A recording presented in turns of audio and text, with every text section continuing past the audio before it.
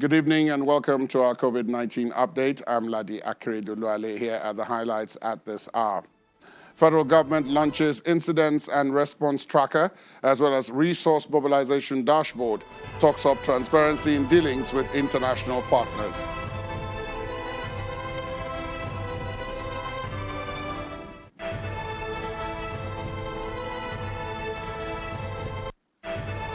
Non-operational portal and insistence on adequacy of protocols lead to postponement of international flights resumption. New date is September 5. And UNICEF says a third of the world's school children couldn't access remote learning during the COVID-19 lockdowns. The Presidential Task Force on COVID-19 today launched 2 transparency dashboards to aid its accountability efforts to Nigerians. The Incidents and Response Tracker dashboard is developed by the Nigerian Economic Summit Group, while the COVID-19 Response dashboard is developed by the United Nations Development Program. The 2 dashboards are microsites on the State House website.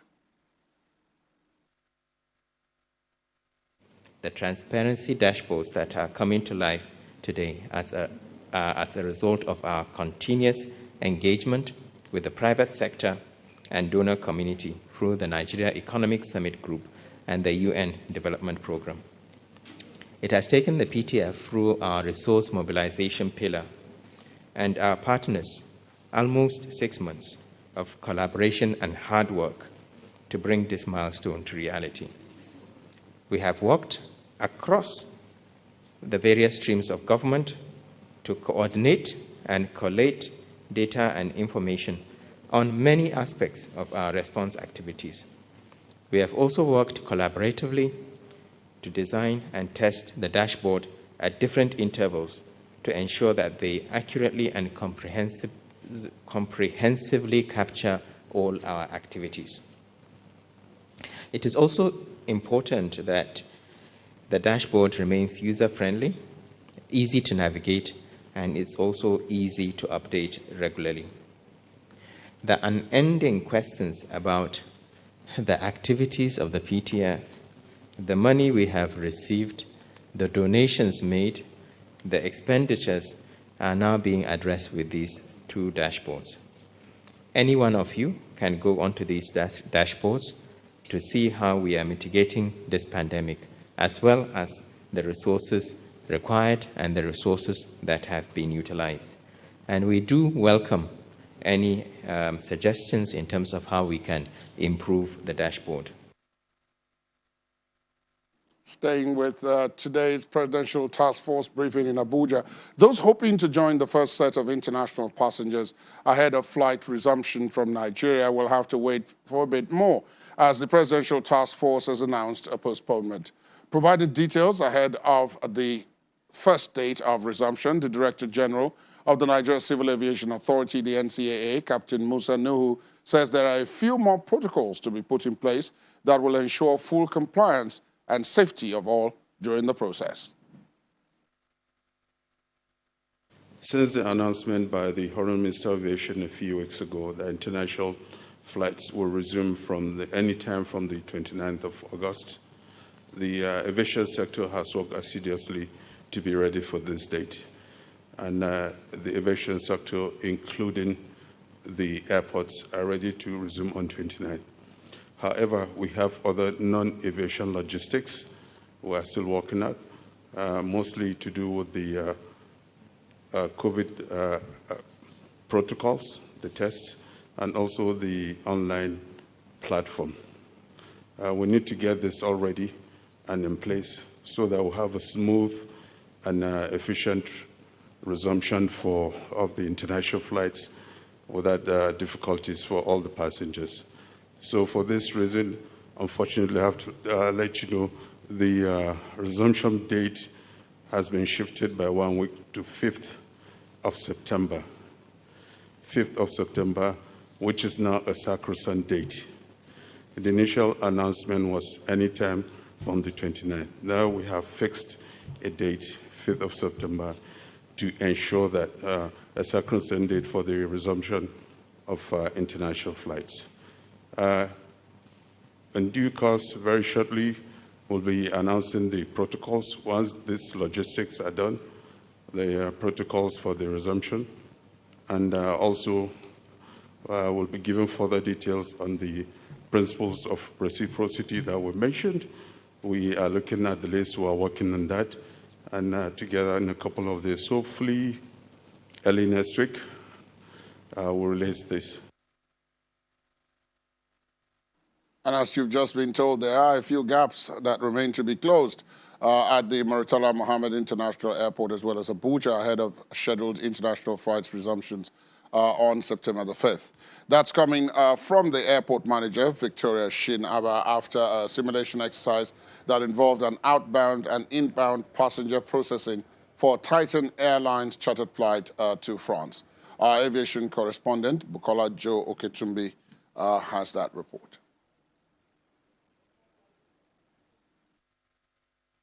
We are departing about 102 passengers out of Lagos to Paris. Then incoming, we are receiving about 93 passengers. But income passengers to Nigeria are expected to have COVID-19 negative result. So that is mandatory. One is just using our flight to test run what the situation is going to be when international flight commences from the 29th of August.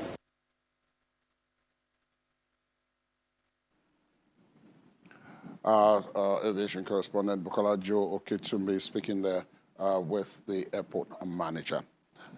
It may well be cheering news for Lagos State as the latest information on cases of COVID-19 in the state indicates that the state has now passed its peak.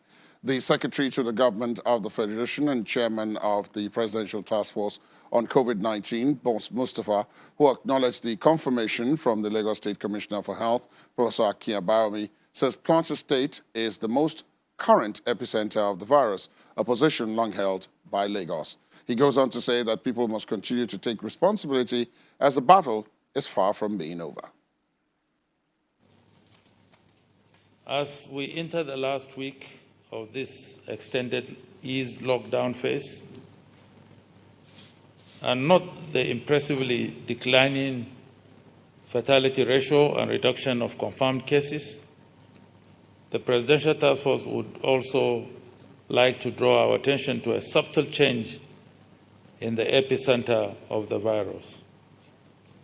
We all recall that Lagos, Kano, and Ogun states were the initial epicenters, and this to Uyo at a time, and now Plateau State.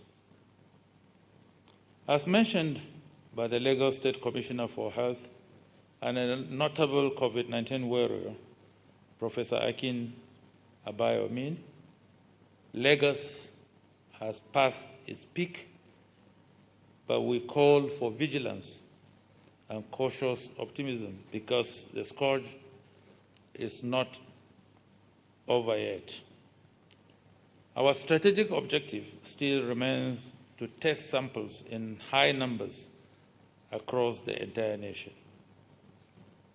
It is therefore in the above context that the Presidential Task Force re-emphasizes our often repeated calls to every citizen to take responsibility by complying with all guidelines and non-pharmaceutical measures, including wearing of masks properly, maintaining social distances, avoiding large gatherings, maintaining regular hygiene practices, and most important, staying at home for the most vulnerable. We stay with the briefing for one final story. The national coordinator of the PTF, Dr. Sani Aliyu, is still not impressed with citizens' attitudes towards application of non-pharmaceutical interventions.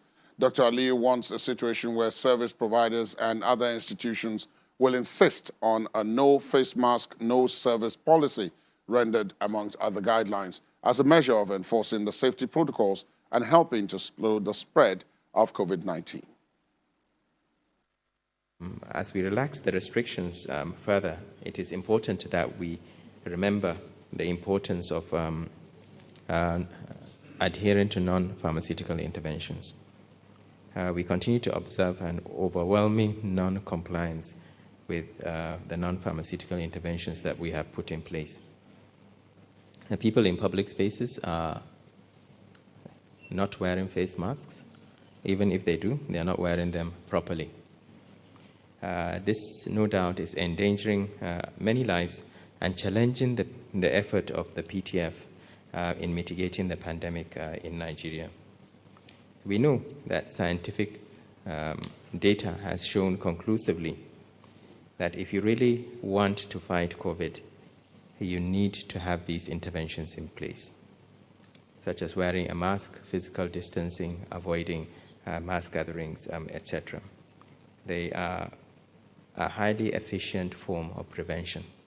When people ask me when is a vaccine going to be available, I tell them there's already a vaccine. It's right there with you in your hands. And that vaccine are the simple non-pharmaceutical interventions we continue to push. Let's talk to Dr. Ifeanyi Kesbeh, medical laboratory scientist, who joins us from our Abuja studios. Good evening, Dr. Kesbeh. Thank you for joining us on the program this evening. Yeah, good evening, Ladi. Good evening, our viewers. Did what happened this evening come to you as a surprise? Let me start first, of course, with the postponement of the resumption of international flights, because all the protocols are not yet in place. Did that come to you as a surprise? No, you see, I actually had been one person, and because of my expert bias, I hadn't been very fascinated by the fact that we want to throw open our international floodgates to allow international passengers to begin to come into Nigeria. Of course, that international travel is what brought this disease here exactly 6 months today. The index case was reported 27 February, 6 months today. So we must, of course, exercise a lot of caution, particularly when we are yet to get it right with our response for localized community transmission, which is the stage where we are. The Presidential Task Force COVID had done marvelously well, but there's still room for a whole lot to be done. The NCDC has been doing quite tremendously in their response, but the challenge is what I'm going to share with you now. Just yesterday evening, I was in an international hotel in the FCT, a 5-star hotel for that matter, and I had wanted to use the option of washing my hand under running water. Alas, after I had wet my hands with the soap, I couldn't find water. And I went there with a friend just for us to check out a few things from that place and walk out. And so that, if that is the level of compliance with non-pharmaceutical interventions in the FCT, for a high-profile place like that, name withheld, you can see why I'm worried about our rush to indeed. I understand the connection between this and our economy, but then we must make haste slowly and cautiously in that regard. The task force today acknowledged the fact that Professor Akin Abayomi, the Lagos State Commissioner for Health, who is himself a victim of COVID at this point, recovering, we hope, very strongly and very quickly too, had said that Lagos had now passed its peak and that the epicenter of COVID-19 has moved to other places. First, Uyo in Akwa Ibom State, and then on to Plateau now, in Plateau State being the most current epicenter. What does this mean in terms of our handle of the virus, as you said earlier? You can see that the epicenter became migratory following the sustained and continued easing of the lockdown. And it also moved with increased opening up of a lot more sectors that were locked down. And of course, the crescendo of it is letting in international persons, people from different parts of the world, particularly where we have variants of the COVID-19 virus that are more fulminant or virulent come into the country. So for the epicenter to have become migratory as we eased lockdown, it should suggest that the virus do not move, human beings move. And the more you move people, the more you are likely to, of course, create a spike. So the extension for another 1 week to get our non-evasion protocols are right, it's quite commendable. But let me harp on something else that is a lot more worrisome. Just this August, I nearly lost a relation and a neighbor's mother. Why? They took ill and advisedly they went to hospital because the triage is yet to fully take place in the hospitals. They were initially rejected. And for 3 days, they got no attention. The other person eventually went into coma and requiring life support. Ultimately, when the COVID results came, they were all negative for the two. Alas, we would have lost them. That is because what we need to do is what the Minister of Health said today during the Presidential Task Force COVID briefing, that we now have the gene expert machine at the National Hospital Abuja and the University of Abuja Teaching Hospital. What we need to do is to scale up the use of the gene expert machine in the triage of patients, particularly where people go to receive service. One of the things we have not got right in our response is the continued exclusion of the private sector, private medical laboratories, private hospitals, private clinics in the whole net of our response to the localized community transmission. We have not got that right. We now have about 62 laboratories or more and counting across the country with capacity to test varying numbers per day. The challenge we have is to feed these testing centers with specimens.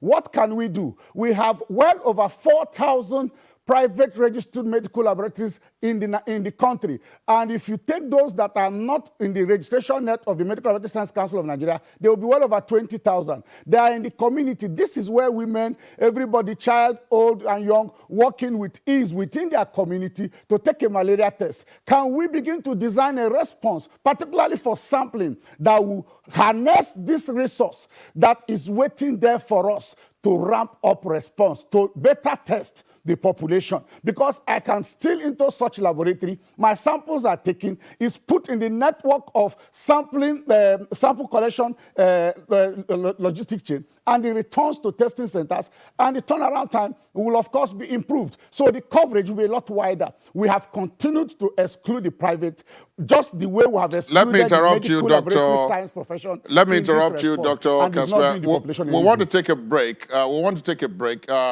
When we come back, I'm going to ask you about the two other legs of the national response strategy. You've talked now about testing. There's still treatment and enforcement, but that will be after the break. Please stay on with us.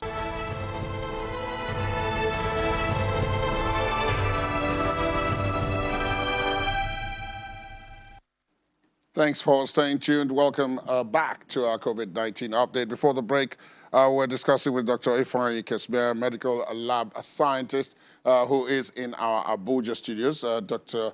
Kesbir is still in our Abuja studios. Let's take a look now at the other two legs of this, treatment and enforcement. That's what I want us to spend the balance of our time together tonight to look at. In terms of treatment for COVID-19, various things have been suggested and so on. Where do you think we are with that? Thank you very much, Ladi. You see, I must tell you, in Nigeria, we've been quite lucky.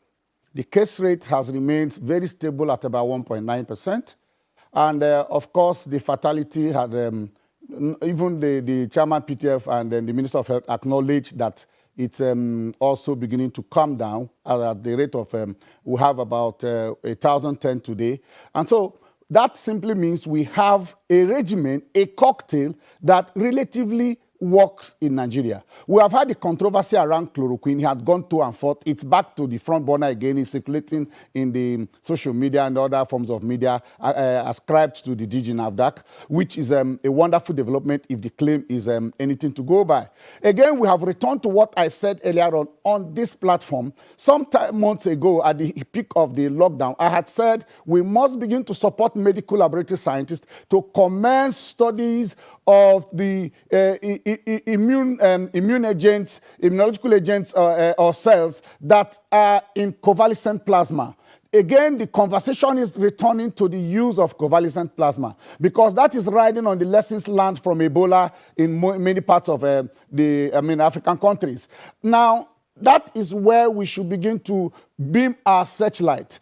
How can we leverage the use of these plasma cells, particularly if we can do in-country studies to justify what we're doing? There are several theories around it, some for, some against, but I think if we do a risk-benefit analysis, we will have the benefit outweigh the risk. So one of the things that have not happened is that in the last 6 months of our response and intervention and of managing and treating patients, unfortunately, the literature world is in paucity of information coming from Nigeria regarding the regimen we had used in managing our patients being successful. That is not commendable at all. It's not encouraging in a time of knowledge, in a knowledge age we live, and with the crop of very virile scientists that we have in the country that have been part of this process. I do not understand why sorry, Dr. Kasper.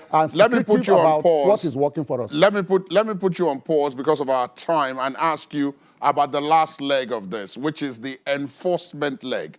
The treatment, fine, the testing, fine, but the enforcement, which was something that was the theme of the briefing today as well. The fact that people need to take responsibility and there needs to be enforcement, for example, of no face mask, no entry, no face mask, no service.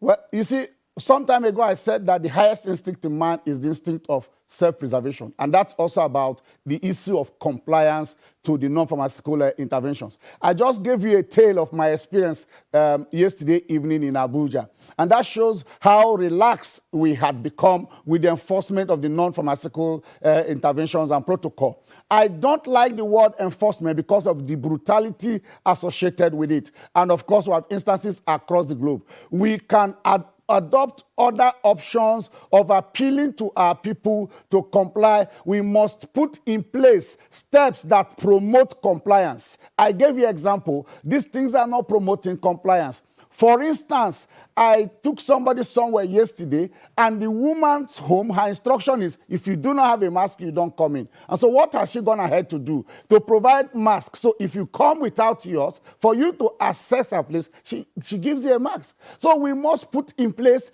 steps that will promote compliance, because once you throw open enforcement, brutality will come. However, during the lockdown, we had the Nigerian Civil Defense Corps, we had the Nigerian police, and all such other persons that were enforcing the lockdown and doing all such other related things. I was in Southeast Nigeria a couple of weeks ago. If you are moving from Ebonyi State to Enugu State, when you get to Idodo axis, the police people will flag the vehicle down. If occupants are not compliant to the sitting arrangement or are not donning the face mask, they are made to drop, and they are charged a fine. I do not know how they arrived at that fine, but that's some level of enforcement which is quite encouraging and commendable and should be deployed across the country. I expect the PTF COVID to put in place structures that will support some semblance of facilitating compliance instead of full-scale brutal enforcement. Thank you so very much, Dr. Kasper, for those perspectives on the various themes that have arisen from today's briefing. Dr. Kasper, of course, is a medical lab scientist, and he joined us from our Abuja studios. Thank you once again. Yeah, Ladi, thank you. It's a pleasure being here. According to the Nigeria Center for Disease Control, the NCDC, the number of total samples collected up until the 25th of August in the top 5 states, starting from the commercial capital of the country, Lagos, is 95,800. 843. The FCT Abuja has 46,413. Kano has 42,744. Plateau 23,113. And Oyo 19,562.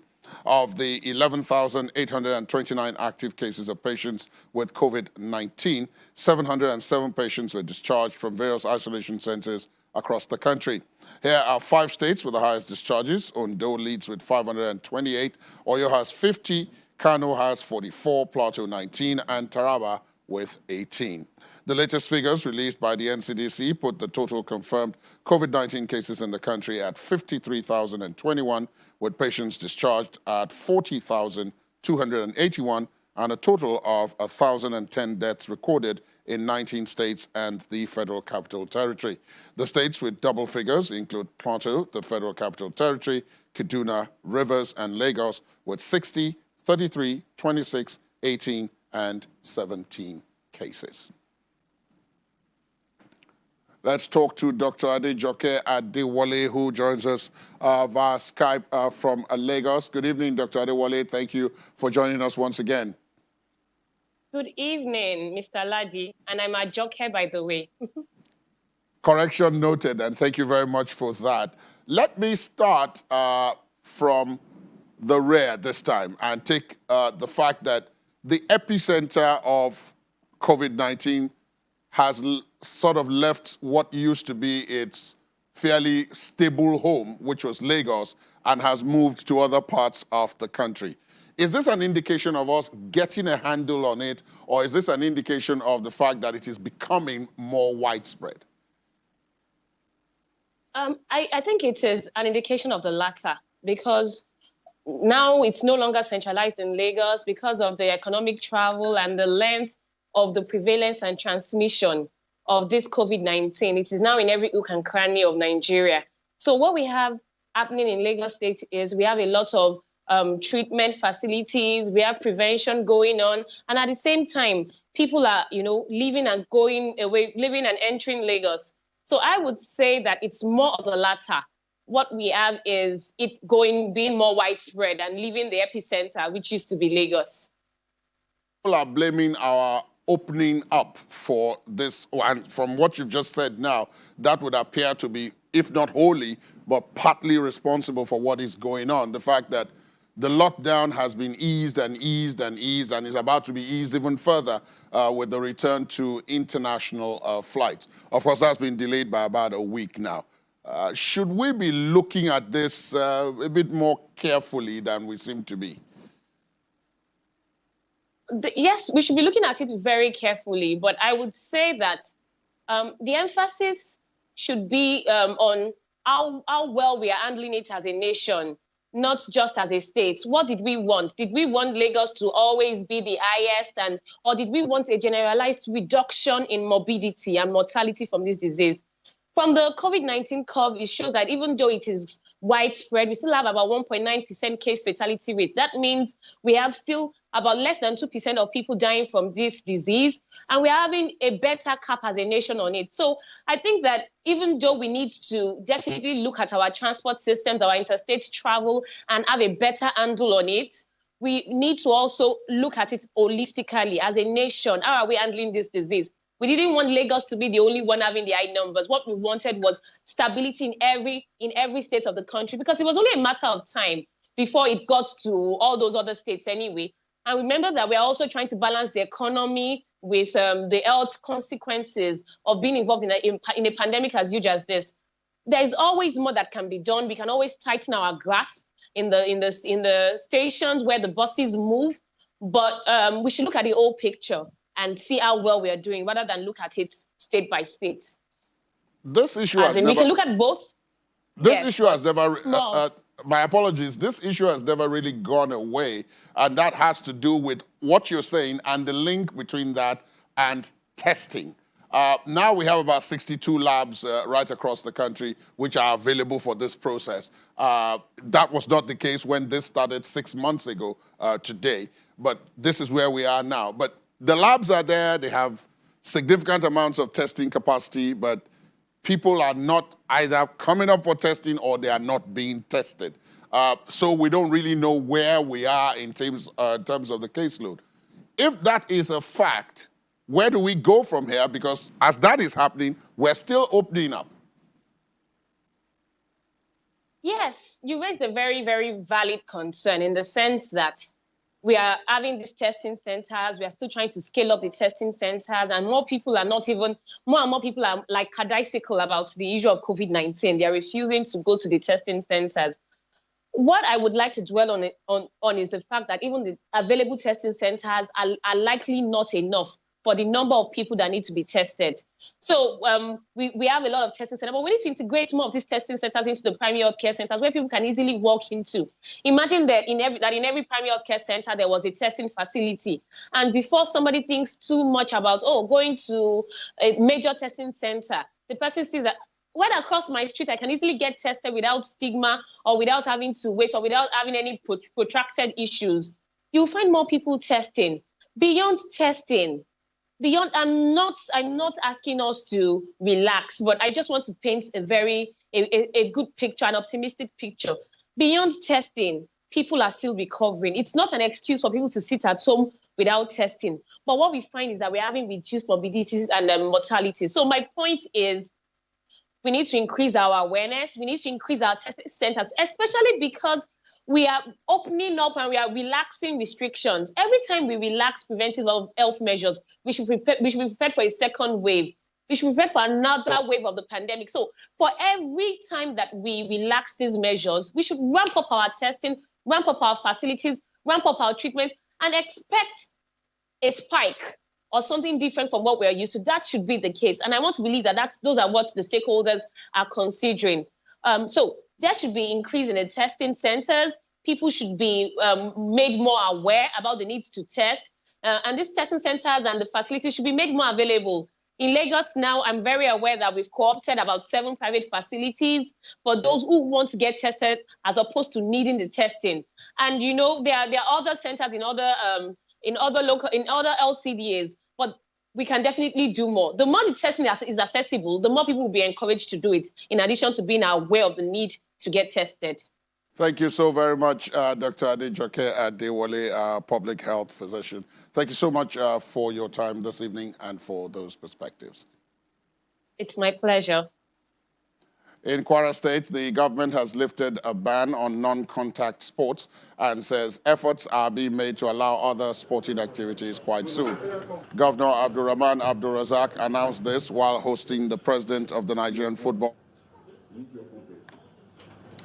Your Excellency, Madam Abdulrahman Abdulrazak, is the governor of State. Your Excellency, we are bringing football to the grassroots, football administration to the grassroots, and that's why we are here. When we came on, we decided that we're going to build football secretariat in all the states of the Federation. We chose 6 states as a pilot scheme in each of the geopolitical zones, and sponsored by one of our ultimate sponsors, ITO, which you told me you've already spoken to and thanked on our behalf, which is very good. We also believe that it's not just playing football, but taking football administration to the grassroots, so that they can be connected to what's called the FIFA Connect program, by connecting to the database of FIFA in terms of players, administrators, everybody that has a stake in football must be connected to what's called the FIFA Connect program. It's for that reason that we decided to take football administration to the grassroots. I'm happy to inform you that Kwara State happens to be the first state that will be enjoying this benefit.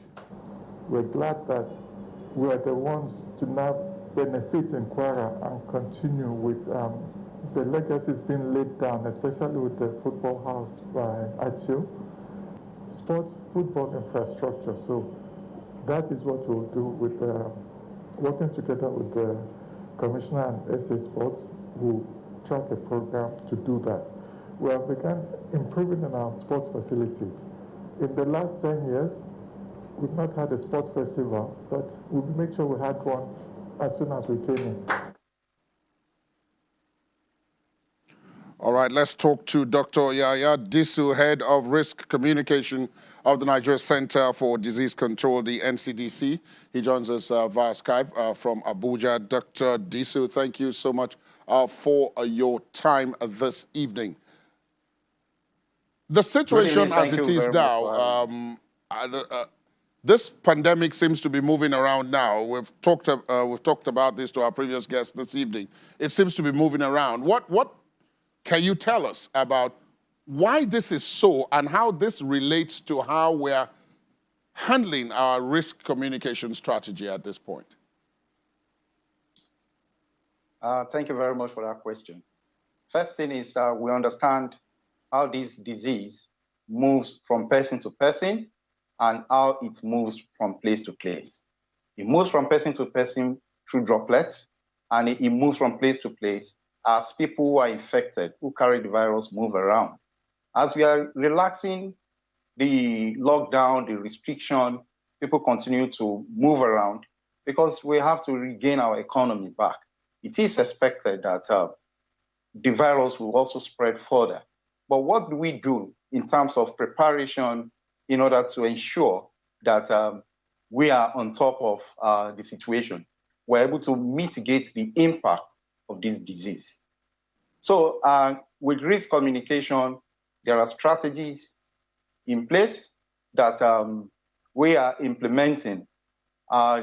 We first and foremost, as a national body, we develop a guideline.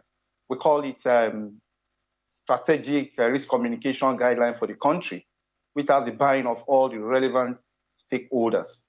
So as a result of this, we now disseminate this guideline to all stakeholders, and the Governors Forum, they've also bought into this guideline, and then they are also going to implement this guideline at the state level.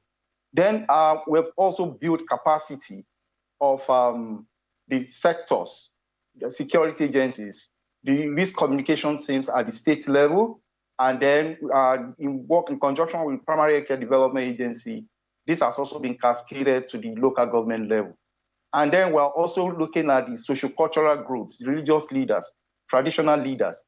And we've also built capacity of this group of people. Beyond that, we continue to engage to generate key messages from data that we collate, analyze weekly from social media, from the community, feedback from the state health educators across all the 36 states and FCT. Then we have also been able to conduct weekly opinion poll. This is done at the PTF level in conjunction with the UK Cabinet Office. On a weekly basis, we're able to understand how people understand this disease and then how they feel about it in terms of efficacy, how they feel they can control this disease. Then the belief in government action, the intervention, and then also their reaction towards various interventions like lockdown. And these have been able to inform decisions about what messaging that we have for the people. And then feedback from the people also inform the policies on surveillance, on case management. So all these work together. Recently, in order to strengthen risk communication and to engage the state further, the PTF, through the Nigerian Governor Forum, they've been able to engage the commissioners for information in all the 36 states of the Federation. So lead an expanded social mobilization committee in the state, where the state health educators will be the secretary of this, who are working from the EOC. And the essence of this is to increase the profile of that, to ensure that there is access to increase to communication platform, communication network, and the resources. And with the commissioners for information, the meeting was still held today, where you were all briefed about the technicalities of risk communication, and they were ready to commit themselves to state resources, particularly with the backing of the governors. We know that we have a long way to go. But one thing we should not forget is bottom-up approach. And that is very key for us because we have community transmission, and then we need community to drive this process. The practices, the norms that drive this transmission, they are at the community level. People themselves have to take decisions about how they want to take destiny in tackling this outbreak. We're talking of take responsibility at individual level, at family level, at community level, our policy-making level, at all levels. All of us need to work collectively together in order to fight this disease. The private sector, COVID, all of them are all involved in this. But one thing we should realize is it's a battle that we have to fight for quite a long time. It's all about social and behavioral change. We know behavioral change doesn't come easily like that. But with persistence, with strategy that is informed by data and science, I believe that we will be able to get on top of things. We're also opening schools, and then we're opening more economy. So this, I know that if I allow you, you could use a great deal more time to communicate, but we've completely run out of time. But I believe the point has been made. Let me thank you for joining us on the program this evening. Thank you for having me. As many countries grapple with new challenges of the COVID-19 pandemic, painter Sasha Jaffrey is hoping to raise $30 million to support children across the world who are in desperate need of help.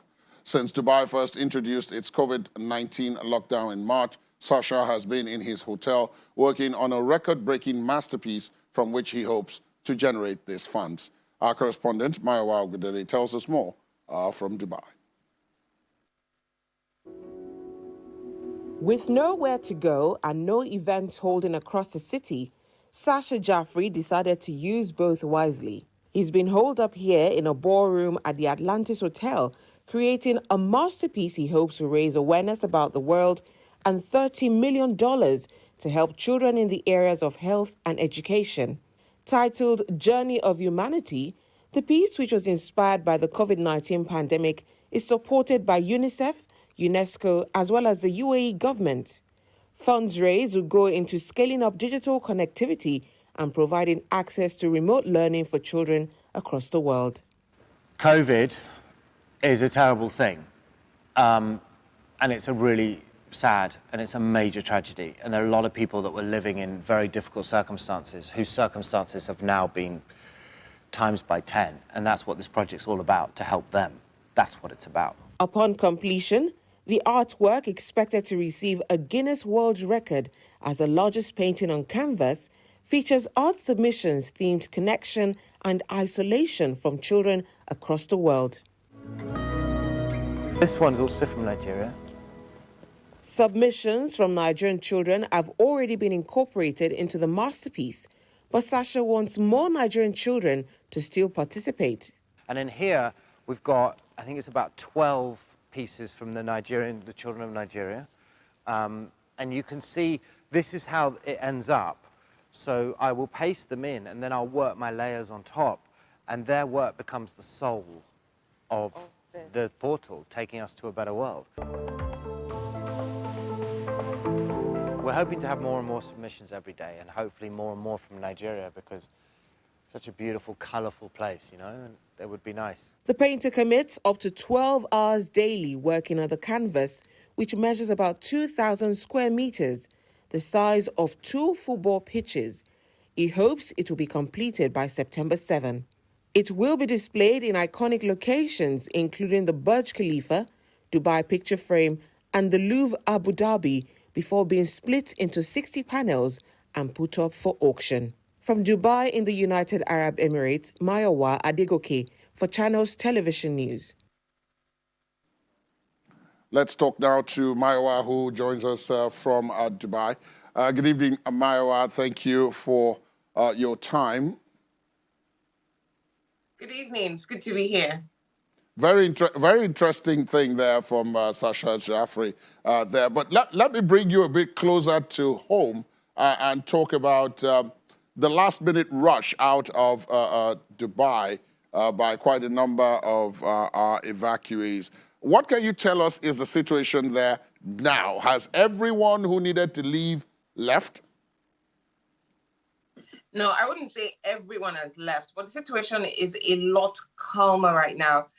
It's interesting because I was at the consulate in Dubai earlier today, and it was a different scene entirely, very peaceful. So all the guys who were camped out before, they're no longer there. But I'm aware that there are a number of people who are still trying to take advantage of the local authorities-sponsored trip back home. So I'm aware that that program is still going on, and a lot of people are still depending on that program to return home, while they also keep their fingers crossed that the airports, the Nigerian airspace will open soon as well, so that those who have tickets can return home with those tickets. But not everybody has returned home. What is this we're hearing about the possibility of a second wave, or is it a second spike of infections and the reactions from the Dubai authorities? So the government is warning residents that if... Can you hear me? I said, what is this that we're hearing about a second spike? Can you hear me?